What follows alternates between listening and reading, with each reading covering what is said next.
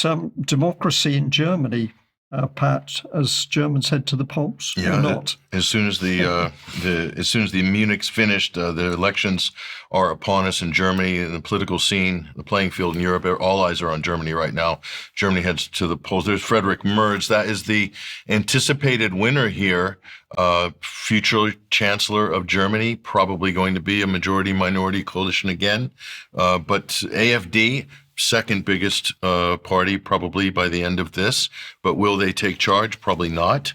But who knows? We'll see what happens in the backroom deals beforehand, before everything's said and done. But so we will have a new chancellor, that's guaranteed, in Germany. If it's Friedrich Merz, he's quite straightforward. He's quite outspoken, not that big in difference of policy. He's very pro-Ukrainian, very sort of standoffish with Russia. Yeah. But apparently people are saying that he might get on better with Trump because he's more direct. So that will be an interesting development if that happens. Yeah. Okay. And finally, Israel, the Middle East.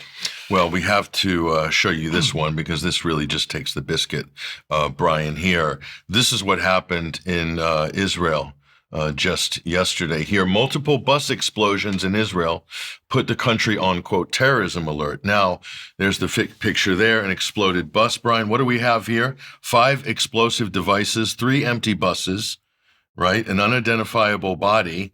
And what does Netanyahu do? After the explosions, President Benjamin Netanyahu's office said in a statement that he had instructed the military to carry out a massive operation in the West Bank, targeting, quote, militant hubs, and has ordered the police intelligence force to step up preventive measures in Israeli cities to thwart any subsequent attempted attacks. Now, Brian, is it just me, or are you getting false flag vibes here? It's always too easy. An event takes place, and then the reaction to that event, you look at it and you say, yeah, this is very convenient because that was the agenda in the first place. So I must say I am highly suspicious of this sort of thing. And if bombs go off, we had bombs being let off in UK when we had problems in Northern Ireland and with the IRA, and the result was not a massive operation targeting people across Northern Ireland.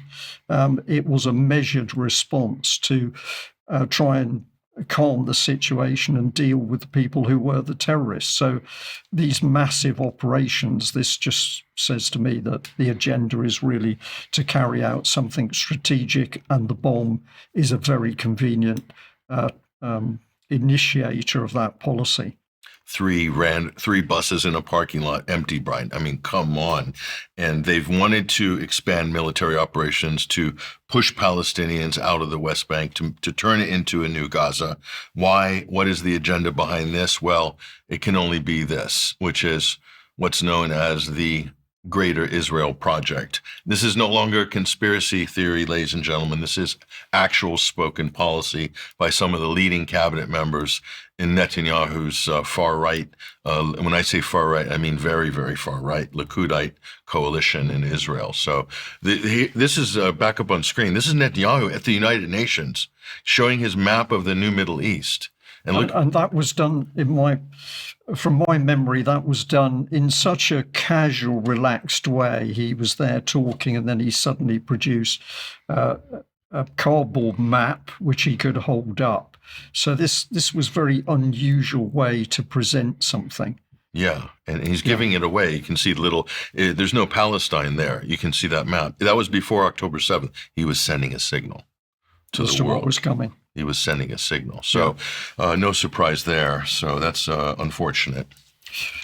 Well, let's. I was going to say, let's end on a happy note, but of course it's black humor as always, because that's what fits the reality of the world in 2025. Flu.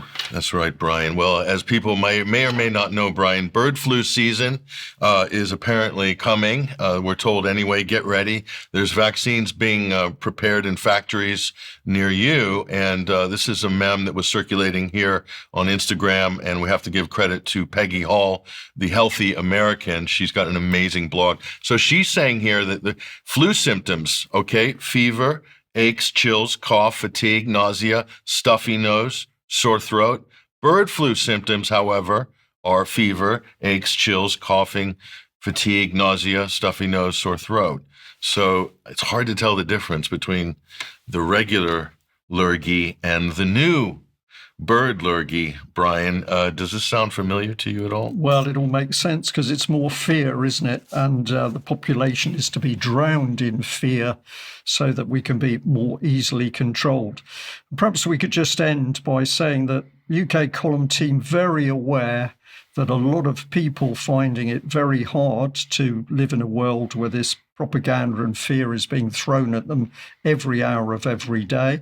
So we'd like to say, if you're watching UK column, please do share the information that we're putting out, but also take time out for yourself, because the stronger you stay as an individual, the better placed you are not only to defend yourself and your family, but also to take further steps joining up with other people. So look after yourself first. Take time out to relax. Don't let the propaganda get you down. This is the key way to fight this battle. And I'll end with a note that as we started the news today, somebody said in our chat box, one day soon, I want to turn on the news, smile, and hear there is peace on earth. And I'm going to say what a lovely thought that is, but we've all got a lot of work to do in order to root out these appalling people who are using policies to simply cause mayhem wherever it is in the world and whichever country they're dealing with. So we'll end on that news. Patrick, thank you for joining me. Mark, a big thank you to you. And a huge thank you to all UK column viewers and listeners, wherever you are in the world. If you're a member of UK column, we'll be back shortly with UK column extra.